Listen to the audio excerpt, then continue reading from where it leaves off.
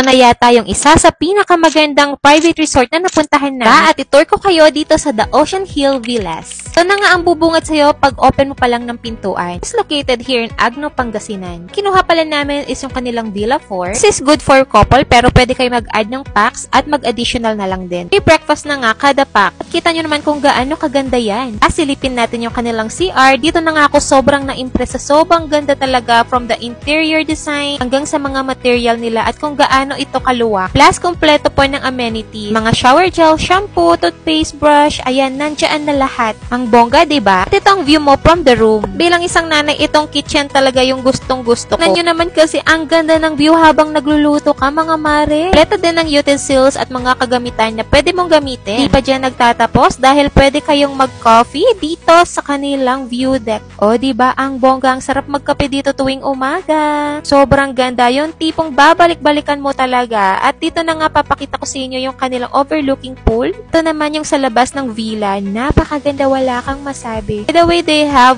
8 villas. May mga 4 family and 2 bedroom and 1 bedroom. Overlooking yung Agno Beach dito, oh, napakaganda talaga. Kung makikita nyo, hindi nga siya crowded dahil halos lahat ng mga naririto ay busy sa kanilang mga private pool sa kanilang mga villas. Sasabi ko talagang dito, marirelax ka talaga. Sobrang nag-enjoy kami dito at ganito siya pag gabi na. O, diba? Ang ganda pa rin. O, i-add mo na to sa next destination list mo. Go!